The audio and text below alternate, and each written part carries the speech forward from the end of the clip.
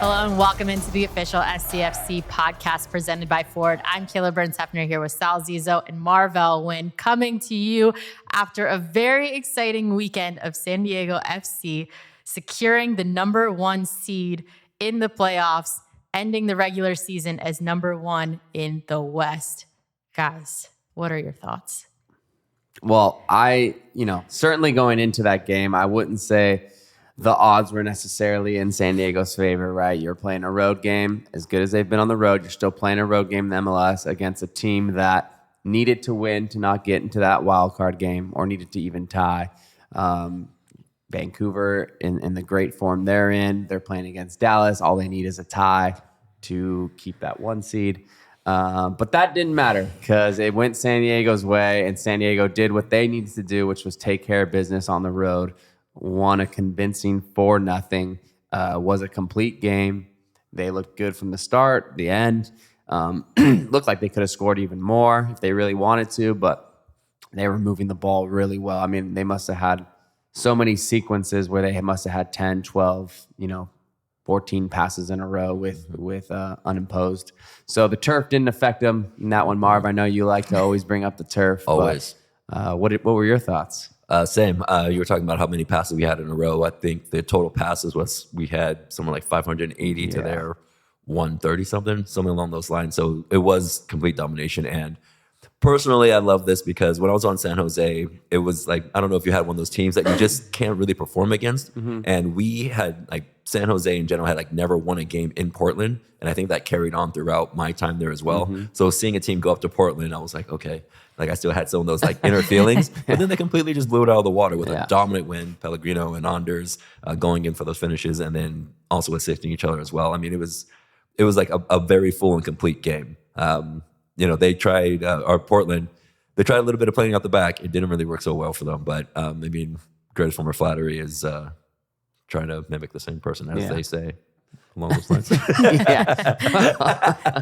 Well, to your point there, the goalie on, I don't know if that was the third or the fourth goal, but the bad pass out of the back from the goalkeeper and Yeppe's first time ball into Pellegrino, takes it off the chest, finishes it. Good finish. Overall, just amazing, and we can talk about the entire recap to what San Diego FC has done in year one, but job's not finished, as Kobe would say.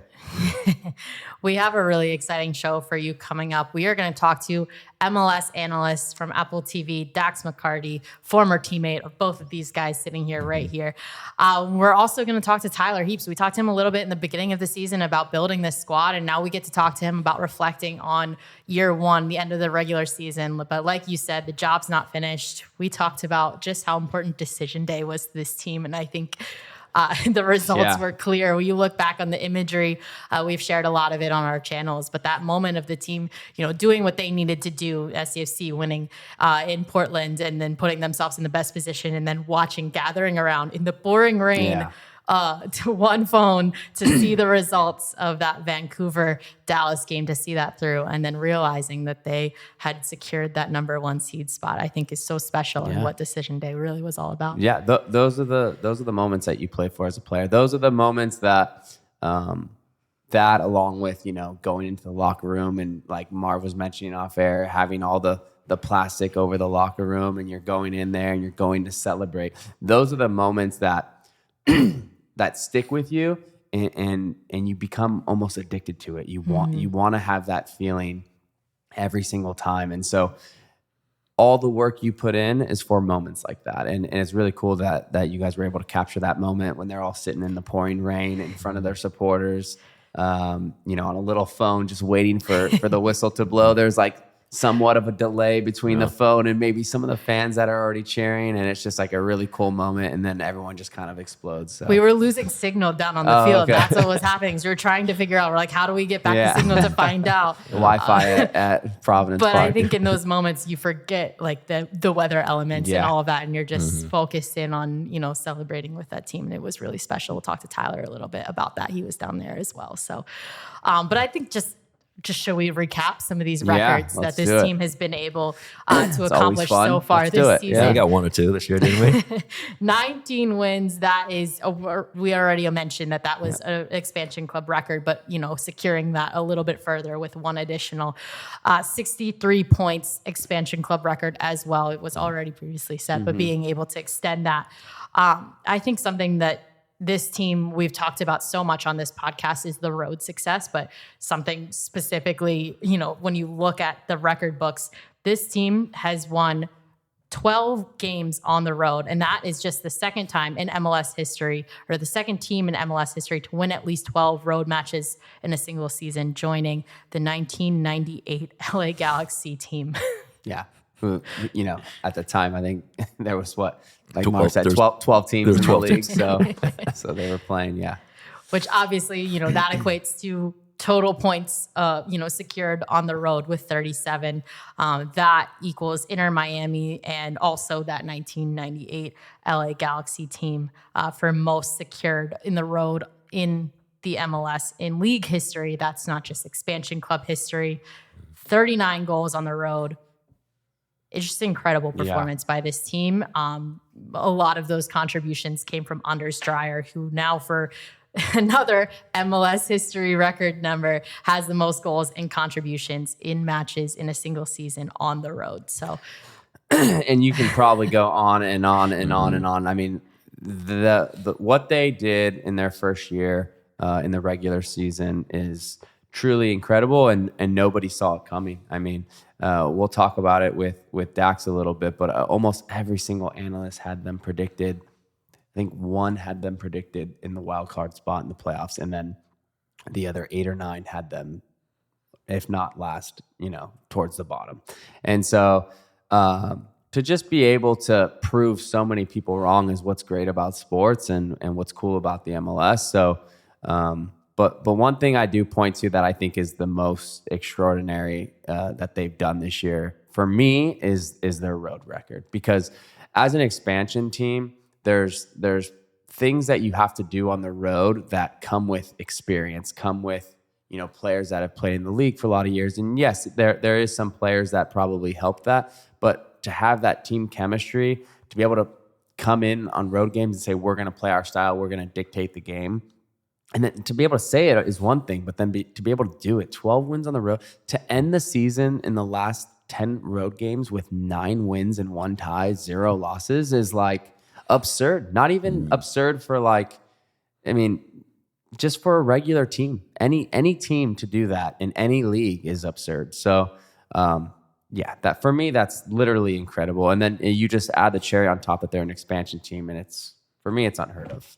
Yeah, I want to give credit to something that Mikey said, I think, a couple of weeks back when he says that we want to also have the biggest team in MLS. And I think that he's actually doing that by having so many players that can come in and rotate at a whim. So having these kind of records and having this much success is difficult to do with just 11 players. They're going to break down. They're going to get injured. They're going to have off days. And then what are you going to do?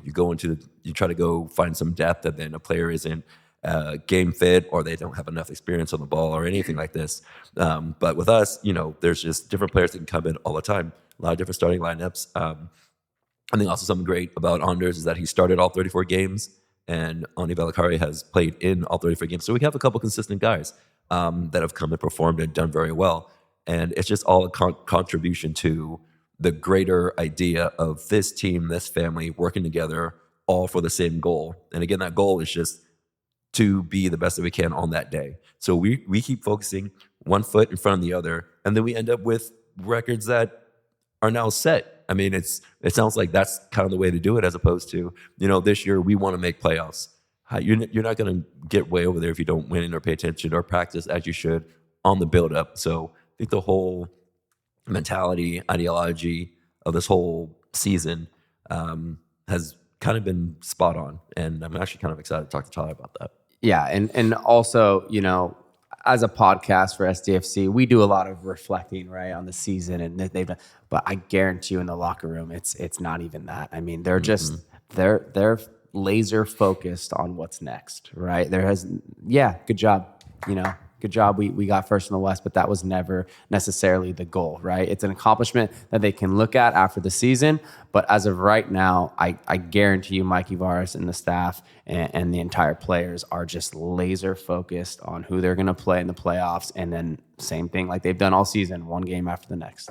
Yeah, they kind of all have addressed that in the post-game press conference, saying we're going to enjoy this moment. There's not often times where you get to have a moment like this, so we're going to celebrate it. But in 24 hours, we are going to move on to the next task at hand. Mikey also, to your point, in his post-game press conference said the team's superpower this year has really been identifying who they are from day one and sticking to that. So, excited to see what this team is going to continue to do in the rest of the playoffs. Reminder, we don't know who we're playing yet. Yeah. That will be decided on Wednesday night. So by the time you listen to this podcast, you can tune into that game later tonight. It's going to be either between RSL or Portland in that best of 3 series. We now know the date and times for all of those games. The first ever playoff game at Snapdragon Stadium for San Diego FC will be on October 26th at 6 p.m. 6:30 p.m. 6:30, yeah. Awesome. No, I'm going to try and be there.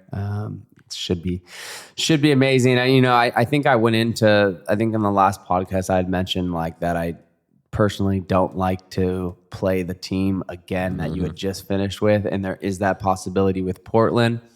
It is what it is. I mean, it could happen. I'd like to see probably Salt Lake. But I mean, honestly, whoever we play, look out because San Diego's form in that last game and leading up to it has been top class. I know. Again, going into every game, it's kind of like, all right, we're just going to play our game, stay cool, calm, and collected. But when it comes to playoff time, there's just a little, like everybody just seemed a little bit more locked in. Yeah. I can only imagine this team when they got a little fire underneath them and see what they come out and perform and what they do. So I'm going to be at the game. I'm going to be excited. I'm going to try to actually get my mom out to a game. Oh, nice. Finally, she's going to join you. Didn't you buy 2 tickets for you and your mom all season? Don't worry about it, Sal. You want to go with me and my mom to show up? Someone please join Marvell to this historic moment for this club.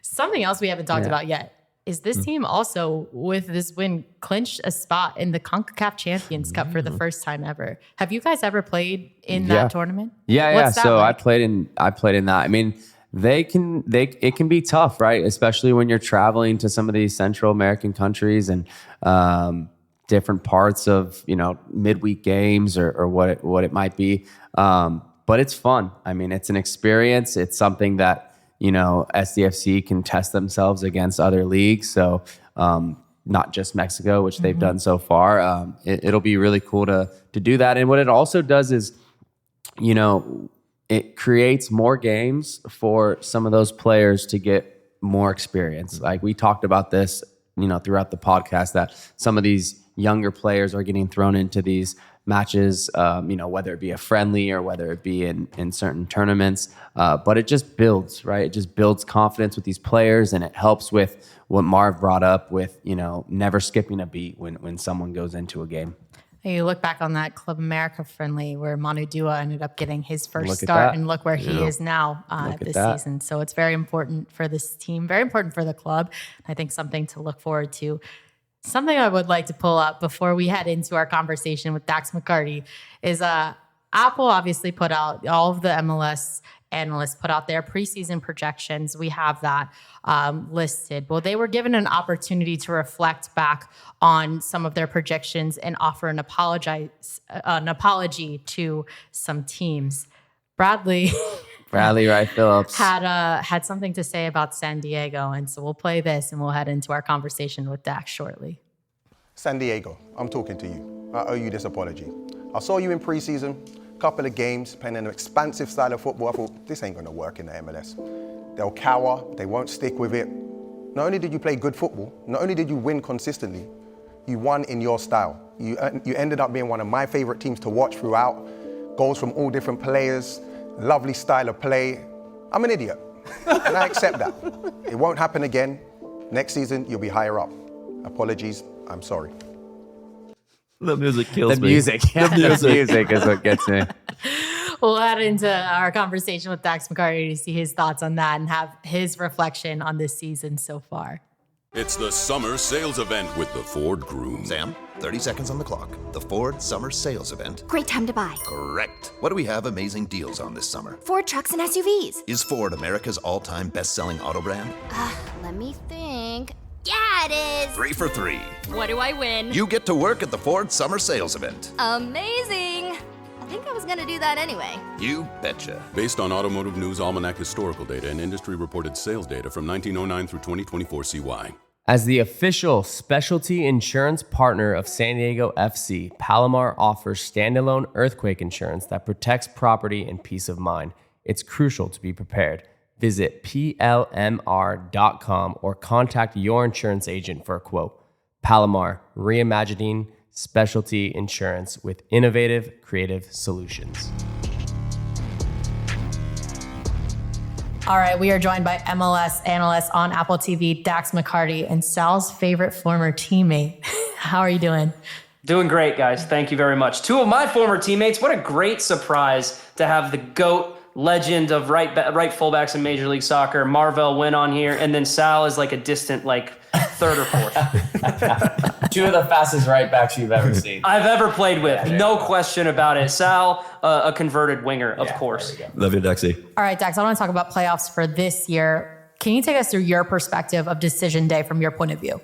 Yeah, decision day was amazing. I mean, it was chaotic. I was, as an analyst, part of me was hoping that the supporter shield would have gone down to the last day, but full credit to Philly because they were thoroughly deserved winners of the shield. And, you know, a couple teams here and there, they kind of dropped the ball. I mean, I look at San Diego. I was riding with San Diego all year and been so impressed with everything that's happening down there with Tyler Heaps and what Mikey Veras are doing. And they just kind of lost a little bit of steam down the stretch. I think they went a stretch where they only got 1 point from 3 games. They didn't get the full 3 points against a bad Atlanta United team. And then at that point, I was like, I just think San Diego is going to run out of steam for the Shield chase. And so congrats to Philly, thoroughly deserved winners. But decision day was great because of what happened in the West, San Diego and Vancouver. The red card, it really changed a lot. All of us had Vancouver beating Dallas, and then the red card was the great equalizer. And so credit to Dallas for taking care of business. And then their victory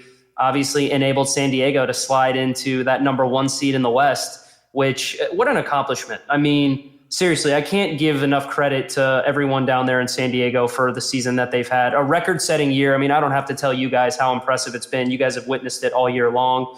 And then in the East, not as much drama. Charlotte took care of business to secure a top 4 seed, and then Chicago, a dramatic game against New England. They're actually going to end up hosting Orlando City in the wild card game. And so decision day was fun. It was a late night. It was chaotic. I ate way too much sugar, and that wasn't good. But I've loved it, man. It's been a great year, obviously, working with two of our old teammates, and Bradley Wright Phillips and Sasha Kleshchen.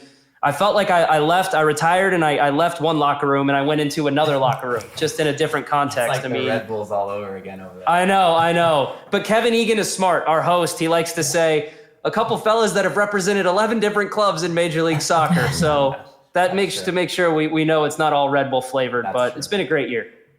I would like to know your perspective. You're watching, we saw back the clips of you guys watching San Diego find out that they were the number 1 seed. What is that like? Cool. From your point of view? Yeah, we had Sal. I don't know if you remember, just a little bit of drama in 2015. I mean, we had to win on decision day in Chicago, where we were it was like a house of horrors for us. We never win. And then Dallas, we were tied on points. Yeah. And Dallas we were kind of going through that whole mental drama of what is the other team doing? What do we need to do? And Jesse was like, just focus on what we have to do. And we ended up taking care of business and winning. And then it came down to goal difference, and they weren't able to make it up. And so we ended up celebrating in Chicago with our fans. I mean, it was just awesome. There's not a better feeling than going a whole season and it coming down to that last game and knowing that you put everything into it, blood, sweat, tears with everybody, and you end up being able to lift the trophy at the end of the season. I know it was a little different for San Diego, but man, being able to say you were Western Conference champions in the regular season in the West as an expansion team, I mean, Again, I cannot give enough credit to Mikey Veras and what he did this season with San Diego. Before the season, I was like, there's no way San Diego's going to play like how they're talking right now. No way. I mean, we have it right here. It says you had them 15th. Yeah, thanks. I appreciate that, Sal. Next time, you know what? Hey, next time we're going to have you make your preseason predictions. No, okay? I can imagine. And then I'll be able to revisit them because MLS is impossible. But that's kind of why I say it's been so impressive. Honest, Brad and Sasha and Kevin, they saw Anders Dreyer in person at Anderlecht, and they were like, he would be really good in Major League Soccer. Lo and behold, he comes over here, has an amazing year. Chucky Lozano, I think we knew that he would be a really good player. We didn't know anything else about them. I had played with Anibal Godoy in Nashville, and he's one of my top 5 favorite teammates I've ever had in my career. He's an incredible person. He's a great player, but he's getting up there in age. He's older. I didn't know how much of an effect he would have. There was just a lot of unknowns about San Diego, and I know from experience with an expansion team how difficult it can be. If any analyst or pundit, or even you, Sal, if you had San Diego making the playoffs in writing beforehand, I would love to see it, and I'll buy you a coffee. If I did, it would have been just from my heart and not my head. Of course, I think we all just thought there would be hiccups in year one, right? I mean, I'm looking at the list right now of where you guys had them finishing. Ozzy Alonso had them in 8th, and he was going out on a limb. I was like, oh my gosh, he has them 5 to 6 spots above everybody else. So well, he's nuts. I love Ozzy to death, but that is crazy. He was just throwing darts at a dartboard and just ended up with it. But that's what preseason predictions are, right? Yeah. They're conversation starters. It's bulletin board material for everyone to be able to look back and be like, I gotcha. You know, we all had the LA Galaxy being the 4th or 5th best team in the West, and look at what happened to them. I'm more embarrassed that I had Atlanta United in 2nd in the East, and look at what happened to them. Like, but guys, like if we're being honest about MLS, that's the beauty of the league, is that it is literally impossible to predict anything that is going to happen on any given year in any given season. And that's what makes it fun. That's what makes analyzing the league so fun. Dax, was there a point of the season where you were like, this could be different than what I had initially thought? Absolutely. When I first watched San Diego play against the LA Galaxy, I was like, okay, I might have made a mistake here. I mean, this team, the style, I didn't know a lot about some of their players, right? It was kind of hard to know a lot about the players, like Sverskov, zero clue about how good this guy would be. One of my favorite players to watch in the entire league. It was impossible to know how good he was going to be, but the style of play and the ethos and the identity of the club was something you could see right away. And after that Galaxy game, you know, we were all looking at each other like, they're for real. They played out of the back. They made mistakes, but they pressed high. They were great on the ball. They dominated a Galaxy team that is very good in possession. And that's when I was like, what are they cooking down there in San Diego? Because honestly, it was just, it blew me away right from the beginning of the season. And that's when I knew. I said, this team is going to be a threat all year long. I didn't know they would win the West. I thought they would be firmly in the playoff mix. I mean, that first game was very impressive. Which first round matchups are you looking forward to seeing this year? Ooh, great question. Hell is real. Am I allowed to say hell on this pod? Hell is real. That's the clear standout of the first round games. Cincinnati and Columbus. I believe that they are the only 2 teams in Major League Soccer that 3 years running have been able to get to 54 points. And so if you think about that, you think how good Pat Noonan and Wilfred Nancy, how great of a job that both of those coaches have done. That is easily, and add into the fact that it's one of the biggest derbies in Major League Soccer. That's an easy standout for me. In the West, I've got my eye on Seattle, Minnesota. Seattle are perennial threats to be good in the playoffs. They've got that institutional know-how. They've already won a trophy this year. And Minnesota United's beat them twice this year. So it's going to be hard to pick that series just because Seattle is so good in the playoffs, but Minnesota might have their number. So I look at the East and the West, and those are the 2 standout series for me. What are your projections for San Diego FC in the playoffs this year? Haven't we already gone over how bad my predictions are? I mean, do we have to do this again? My prediction is that San Diego is going to get to the Western Conference final, and I think they're going to fall short. I was a big advocate of them, how they built their roster. Tyler Heaps, again, can't give him enough credit. because they have an ethos and they're not going to break the mold for anyone. And I think that was proven with Milan Ilaski leaving the club. I wanted them to sign a striker. I wanted to see them sign a striker. Ingvartsen hasn't been healthy enough all season long. I know they added Baird and Pellegrino, who have played, Pellegrino's played very good the last 2 weeks, but I don't think that he's a 9. I think once Chucky is back, and once Lozano's back, that if you play Pellegrino up top, there's just, he's just too inconsistent of a finisher for me to really be a threat. And look, when you get to the playoffs, when you're playing the best teams, the margins are razor thin. Me and Sal know all too well about having great regular seasons. And when you get to the postseason, one mistake, conceding one goal to a team that you know you're better than, it can be the end of you. It can be catastrophic. And so I just worry about San Diego, how many chances they create versus how many times they let chances kind of go begging. Now, they're in great form. They've scored 8 goals in their last 2 games. Dreyer is on fire. He's the best player in the league, not named Lionel Messi. It's hard to bet against him.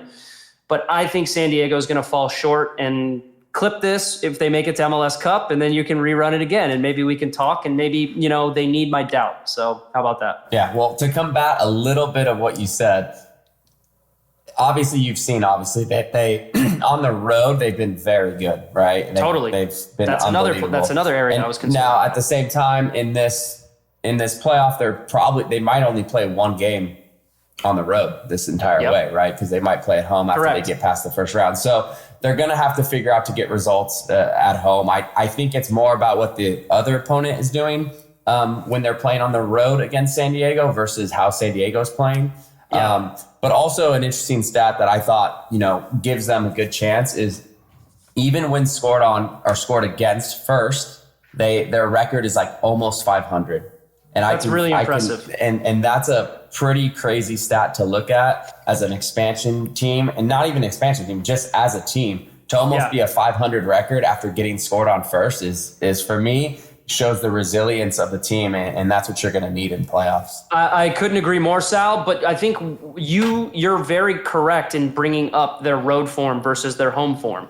When they're on the road, they can play in so many different ways to be able to hurt teams. It's extremely impressive. They can have possession and dominate possession, but the opponent is at home, so they feel the need to be aggressive too. They need to come out, They need to high press, they need to entertain their fans. Usually it's because they're pressing them. Usually it's because they're at home. Like you said, the other team is saying, hey, we're at home, let's dominate the game, let's put it on our terms. And San Diego. But when San Diego plays at Snapdragon, that's my biggest concern, is that they play an inferior team. Let's say it's going to be Portland or Salt Lake. We know it's going to be Portland or Salt Lake. Those teams are going to sit deeper. Those teams are not going to allow Lozano and Dreyer a lot of space to exploit and to run in behind. And we've seen a lot this year in San Diego that they have struggled to break down a low block, and they have struggled to put their chances away. And once that happens, there's a little bit of anxiety. There's a little bit of frustration. And then the longer it goes, the more open they become in the back. And so I love how aggressive Mikey Veras is. I love how aggressive he has his back line. But there have been moments this season where I've watched San Diego and I've just thought, man, 1 loss of possession, 1 ball over the top, they're in trouble. So I think that's going to be the story of the playoffs for San Diego. They're definitely going to play 1 game on the road, either in Portland or in Salt Lake, whoever wins that series. And then the rest of the playoffs are going to be at Snapdragon. So if they can find a way to break down a low block and be consistent in their rest defense, making sure that they don't get exploited in behind, they can absolutely go on a run. You have 2 match winners in Chucky Lozano and Anders Dreyer. They're one of my favorite teams in the league to watch. Mikey Veras was my vote for Coach of the Year. So I'm trying to balance my pessimism in the playoffs with just being super complimentary about everything I've seen, because they've been the most impressive team in MLS for me this year.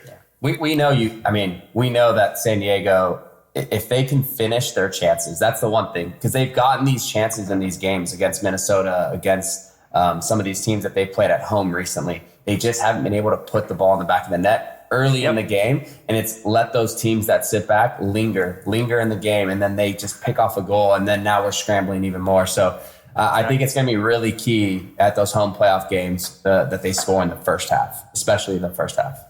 I couldn't agree more, man. And I'm an advocate of great soccer. I'm an advocate of the beautiful game. I love the way San Diego plays, and I want them to be rewarded for it.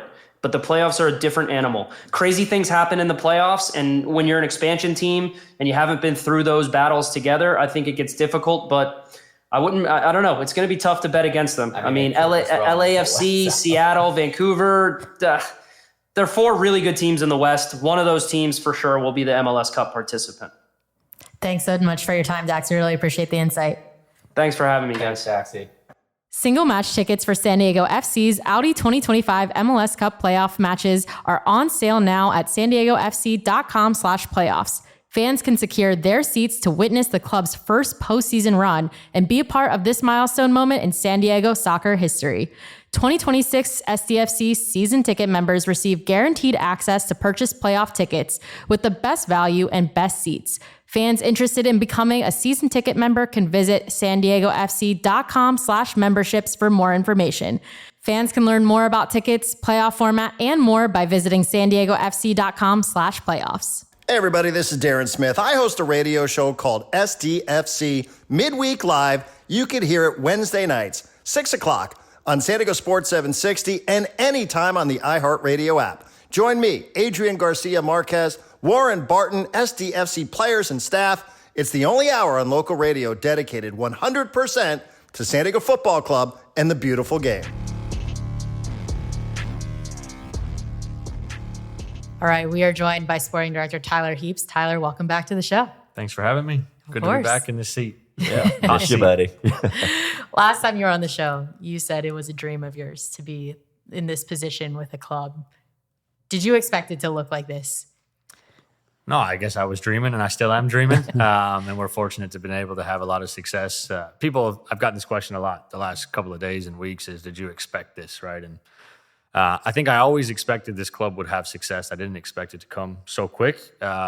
Before we had any staff members and before we had any players, I kind of had this vision and what the strategy was and talking to ownership and everything about that. And when we got into preseason and I saw the level of the staff, because I've been in, I think, some very high-performing environments before, and I saw the level of the players and the commitment from the players, that's where I kind of started to have this thought of like, oh, I think this group is something special. Now, did I think this is how we're going to end the regular season? No, and I think all the stars kind of aligned in that last day, but I believe we can beat anybody. I believe we can lose to anybody, and that's what these playoffs are for, and that's the American kind of end of the season. But really proud of the group. But it's not only just the players; it's every single staff member. It's how much they've committed to doing what we're doing, and I think that's just expedited the success that we've been able to have so far, and hopefully long may it continue.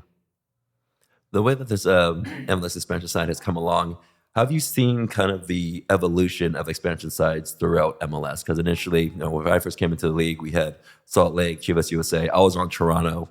We didn't do very well. But then later on, you see the Atlantas, the St. Louis's, and you see us come through. You see us performing very well. What would you credit to expansion sides coming out and actually performing well right off the bat, as opposed to other years where they might have a rebuilding year or just coming out just straight up, bringing a team from the lower division up? Give us a basic blueprint. Yes. I'm going to say this. Yeah, we looked. My background's in analysis, so I did all the analysis on all these previous teams. You moneyballed this. Yeah, the ones that have had success and the ones haven't. And is there a blueprint? Is there not a blueprint? And they had consultants come in and tell them what MLS success looks like, not only as expansion, but in general, and what we should try to focus on as expansion. And I looked at all that stuff, and I got some pieces out of it and some not. But I think very clearly from the beginning, we were going to be different, and we are different. We believe that the way we do things will lead to is the right process with the right people, should lead to success. And so I looked at a lot of those, and I think I got little things out of it, but there is no blueprint. I think that's why we all love this sport. There's no blueprint of how to win. Every team plays differently in world football, slightly, right? And I think if you do it consistently and you're really committed to it, you can have success no matter what you choose to do. And so, yeah, we looked at all the mechanisms of building our roster. I think we did pick up a little things about how people acquired players from different markets, whether how many internationals you should have versus not. So we tried to, again, gain an advantage in that standpoint. But I think that our kind of secret sauce or our blueprint was that we were going to do it our way. And Mikey said it best, and I think he says it over and over again. But even I was preaching that before we hired Mikey of, hey, we're going to be exciting. We're going to score goals. We're going to control the ball. We're going to be playing rondos in our own 6-yard box. And the fact of the matter is, it made me look really smart. But it's not just me. It was the fact is that this group is committed to doing this. And we got a lot of people that were really committed to doing this and wanted to be here for the right reasons. And I think that's just brought us very quickly success, which is also different to how St. Louis had it, and different to how Atlanta had it, and different to how LAFC had it. And so for us, it's, now hopefully we can sustain that, because that's the next challenge. Well, the next challenge is playoffs, right? Not a lot of expansion teams have ever gotten out of the first round. Outside of Nashville and Chicago whenever the league was quite a bit smaller, and Nashville whenever it was COVID season. And so that's the next challenge, is how do you now try to leave as little doubt as possible, and hopefully what we do and sticking to it will allow us to do that in the playoffs. As much as this team and the success of the team has been a collective, right? But I know you mentioned previously that you need to hit on your DPs. You need to have, some good DPs that stay healthy, that perform in the field. Can you talk a little bit about, Lozano's season, and obviously Dreyer having the season he had, and what that, effect had on such a great season that there's been so far? Yeah. There's no secret that the roster build in this league is challenging, and you have a couple guys on a lot of higher numbers than everybody else. And normally you do go or you don't go with those players. And we have been really fortunate. I think both players have, again, going back to the collective, they've bought into that. Because they're not just going out there and dribbling through 5 people and scoring goals. The goals that they have scored, I believe, have been, again, really collective in terms of how we build up. Yes, Honors hit a bomb, but if you see the whole build up, there's 7-8 passes before that where we draw all of them out, goes into Pellegrino. There's a ton of space between their back line and midfield line because of them coming out to press us. And so I believe that both of them have just really committed to do what we asked them to do. Both of them are playing both ways. You remember the clip from Galaxy of Irving tracking back. There's a clip from Portland of Honors playing left back after a set piece. Like, those are things too that are really, really important to the club culture and everything that we ask them to do. And it definitely helps whenever they're kind of completing those and making those special final passes and final shots. And hopefully long may that continue. But I believe our collective and our system allows those guys to shine. And again, I think many DPs to come will have success with how we're doing if they truly buy into what we're asking them, both in and out of possession. You mentioned Anders and obviously Mikey. We just talked to Dax McCarty, just getting his gauge on the season from an outside perspective. And he's mentioned Anders as, favorite for newcomer of the year. He's obviously in the MVP conversation. Mikey is in the conversation for coach of the year. When you look at these picks and these really big decisions that you had to make, what do you think, factors into the success that they have had and have brought to this team? Yeah, individually, they've both been great. You mentioned those two, but there's so many other ones. There's Yeppe, there's the other staff members that we've hired on Mikey's staff. There's our recruitment team and scouting team, because these decisions weren't just me. I was really fortunate to go through a really thorough head coach process, and Mikey was phenomenal throughout the whole thing. He was not only phenomenal in his ideas, but also how much he wanted to be a part of something like this. And I think it was the exact same. Our assistant sporting director went on the road and watched Anders play at Anderlecht before we signed him, and went and got dinner with him. And he called me and he said, "This is the guy," because he's totally committed to doing what we wanted him to do. And I think that's really important. We were really honest with people. And again, these two have been two components of that, where when you have success as a team, individuals clearly shine through. And both of them have just been fantastic. One a hire, the other one is signing to be able to get us to where we are. And I think they're also totally committed to this project and making sure that we can continue it in the best space possible. Yeah, I love that when you throw those conversations at them, they always bring it back to, I'm able to succeed because of the team around me. Yeah. It shows a great culture. And the culture, again, was number one on our list of what Mikey and I set out. Whenever I hired him, we got on the road and we went to Ghana, we went to Egypt, we went to Denmark. So we had a lot of time on airplanes together, and that was number one on all of our PowerPoint slides, was this whole thing about culture. We knew we needed to create an environment that people had a growth mindset, that people were very clear and honest with each other about what we needed to improve, and that was very high performing. And I think we've been able to really do that, and we're fortunate to be able to do it in these facilities too, because that's half the battle. Having these things and the commitment from ownership to make sure that we have everything that we need to be successful. Knowing everything that you had to put in, along with every other staff member part of this journey, and then getting to celebrate that moment on the field in Portland when the results for Vancouver, Dallas were decided. What was that like for you?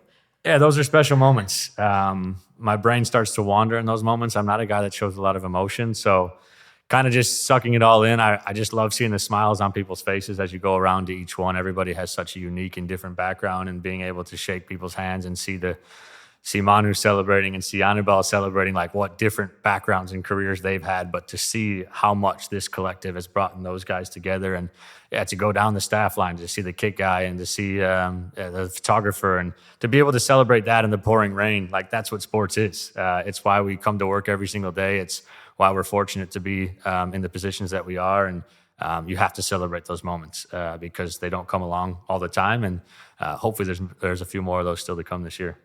Speaking of like surprising, exciting moments, you sound like you've done a whole bunch of research, very data forward.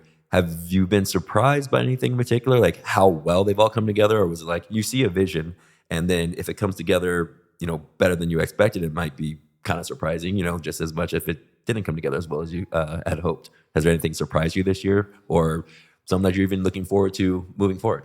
Yeah, I don't know if anything surprise is a difficult word for me because we try to be as prepared as possible. Things will definitely always catch you off guard, potentially. I think I said it in preseason that I thought we'd be a very good road team this year. It surprised me how good we were on the road and how much we've struggled at home, because I also think the performances have been really good at home. There's just something about not being able to score early, and then the game picture becomes challenging and more difficult. Yeah. Go back to the home opener, 0-0. That game should never be 0-0, but maybe that was something kind of a writing on the wall. But I wouldn't say anything has really surprised or caught me off guard to that extent.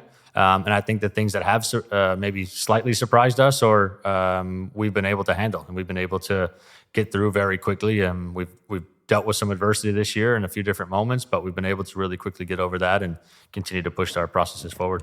Can you dive in a little bit more into the road success? So like, for me, that's the most impressive thing as an expansion team, because you talked about the culture part, and I think that part is huge for being able to win on the road, and that plays a part. But is there any of the data part that you mentioned that as to why you felt like we're going to be a good road team? That was in the blueprint one of the blueprints was win your home games. So we didn't follow that too well. We actually took the opposite approach. So when I said be different, I think it's everything. It's the travel schedule. It's the amount of detail that we go into when we went into to ensure that our players are set up to have the conditions to succeed. So it's everything from the meals we eat, when we meet, when we train, when we're traveling, how we're traveling.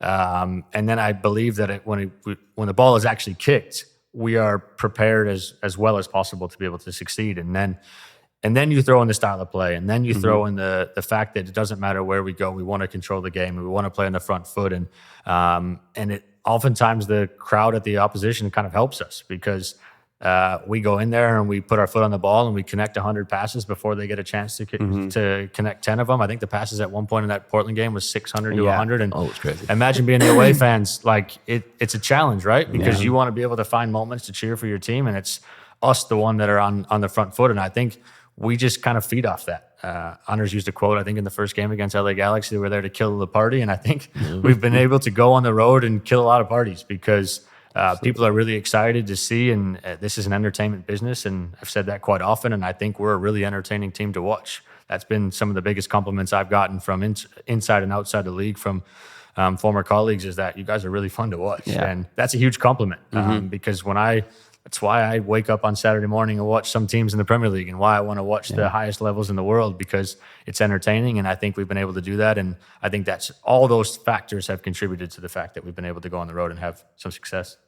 Yeah, we're fine with that. Away, getting scored on first, wait until second half before we score on. We're just going to kind of wait, don't we? The last piece, and it's right. It's going to come into play in playoffs is score early, score your chances early in playoffs, and I think it'll be the same results that we've been having on the road.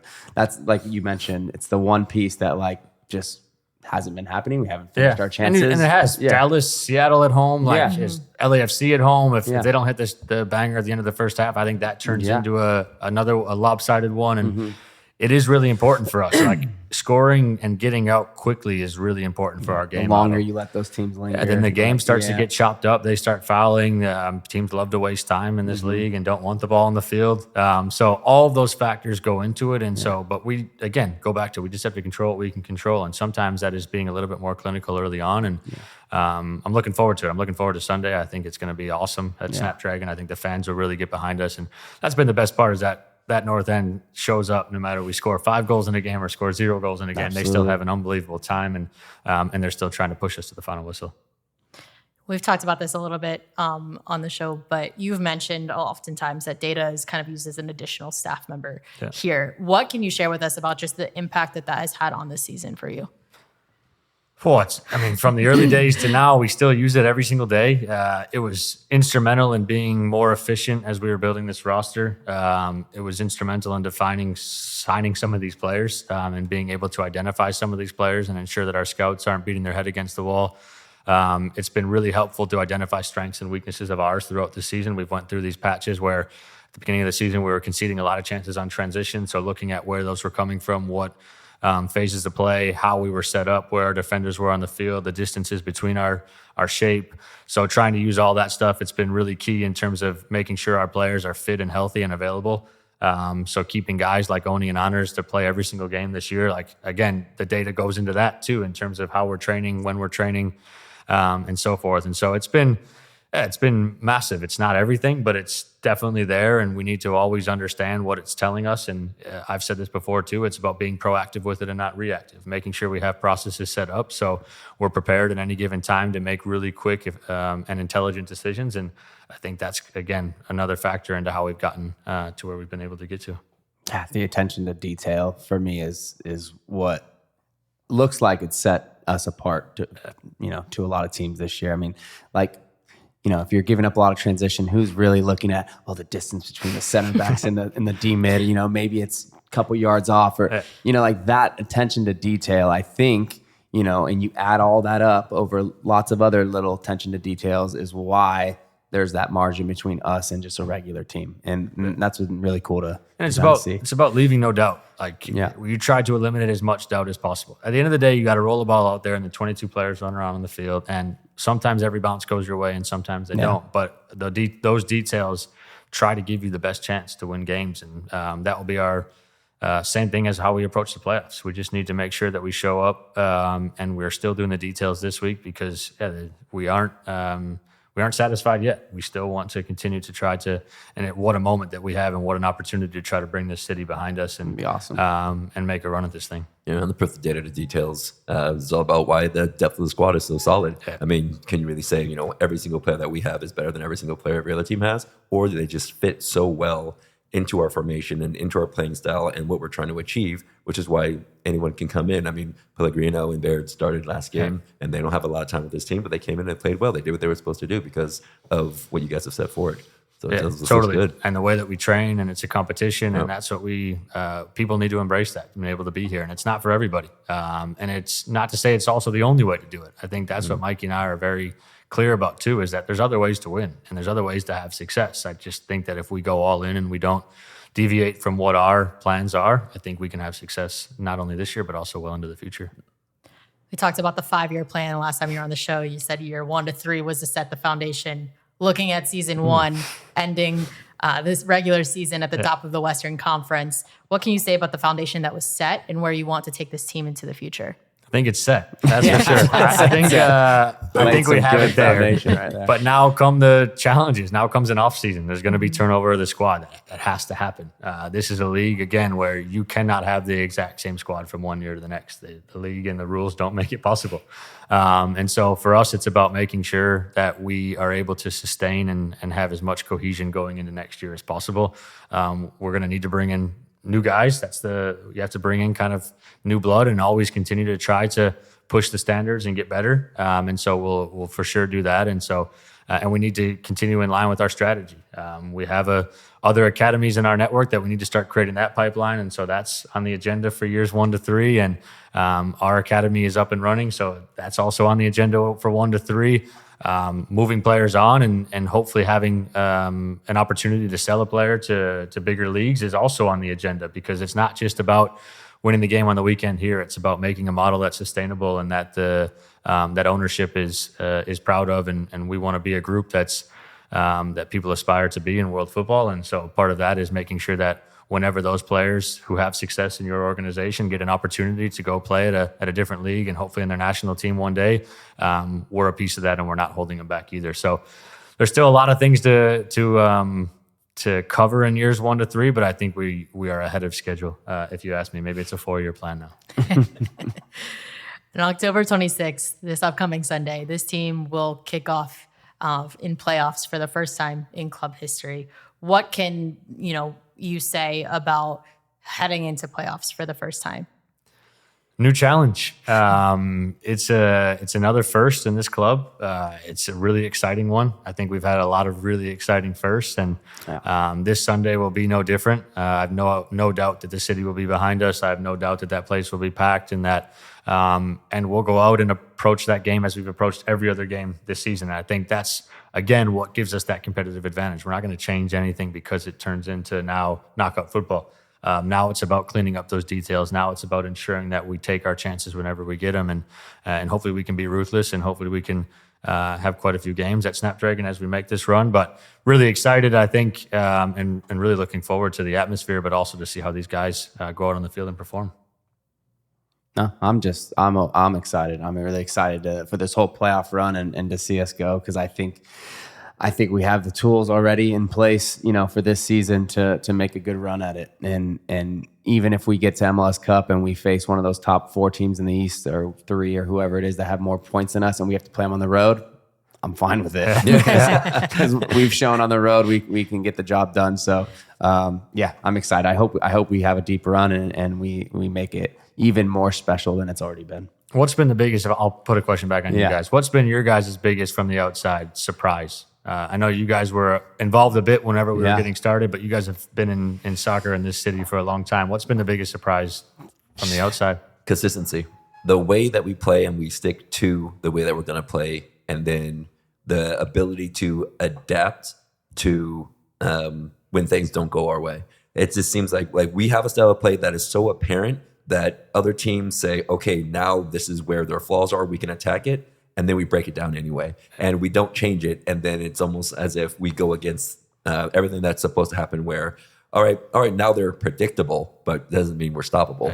So we still go through it and we still break them down. It almost like works against them in their head. Like, all right, let's go. Oh, they broke us down again. Yeah. All right, let's go. I mean, do we hang back? But no, then they're just going to pass it 500 times. It's like there's no real way to go about it. So I would say the consistency and being able to stick to who we are, no matter what the situation, and having it come off most of the times in a positive light. Well said. Yeah, no, for me, it's like I always thought the project was in place, just for how quickly it came together, right? Mm-hmm. Like he mentioned the style of play. Like, expansion teams don't have an identity from the moment they step on a field, and SDFC has. I mean, the moment that game against Galaxy, everyone was like, wow, look at how they're passing. Look, they're doing everything they said they wanted to do. Like, everything that you guys said you wanted to do, you displayed it from the very start. And when the team went down, it didn't matter. You came back and you scored, you won games. Almost a 500 record after getting scored on first, for me, is also almost unheard of. And you're an expansion team. So everything I say, it's always amazing. And then I'm in my head thinking and it's an expansion team. So it's for me, it's just incredible that a team in year one can create such a culture and an identity from the very start that is pretty much, you can put it up against any MLS team and you can say San Diego has a style almost more than any other MLS team. You can argue, Minnesota plays their way and everyone has their identity, right? But San Diego in place is incredible. And you see those analysts from MLS, no one expected San Diego, they're 15th. It's just, for how quickly it came together is, for me, unheard of. And I don't know if it'll ever happen again for an expansion team. So, obviously for you, the challenge is you mentioned new guys coming into the locker room. You can go into a season feeling better than what you felt now, but it could just maybe not, go as well as it did. It's just been, for me, a magical year one. You know what I mean? Yeah, or your formula and data. Now you're breaking the rules. Everything's broken now. trying to break the records, trying to break the rules. Yeah, but again, I think it's good to hear, and I appreciate you guys sharing your answers, because it's always, again, you talk about a blueprint. That's how we started this conversation. But I believe that you can always do things differently, and it's getting a collective and getting a group of people that are together and aligned to what they're trying to do. I think you can accomplish anything, and I think that's been our motives from day one, but it's also been the motive of our ownership group and Right to Dream and everything else that comes with it. So I believe we had an advantage, and I'm fortunate, and we're fortunate to be able to work for this club and come to work at these facilities every single day, because you do need that as well to succeed. And I think everything kind of aligns here so far, and hopefully it does in the playoffs too. And something too, like we've all been in locker rooms and we've had I don't know, 17 players come on this podcast, and all of them say the same message. They all are good people to the core, like from what we can tell.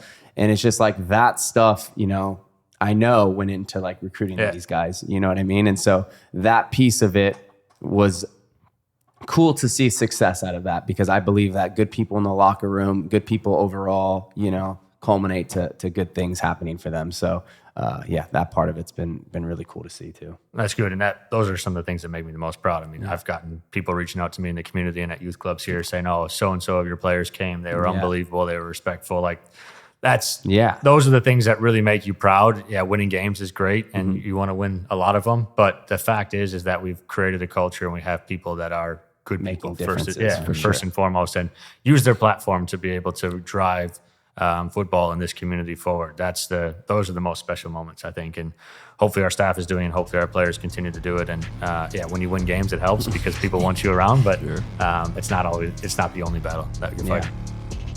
Well, thank you so much for your time. Always appreciate having you on this podcast. Really grateful for your time and your insight. We will see you guys October 26th, 6:30 p.m. kickoff at Snapdragon Stadium for the first ever playoff game for SDFC.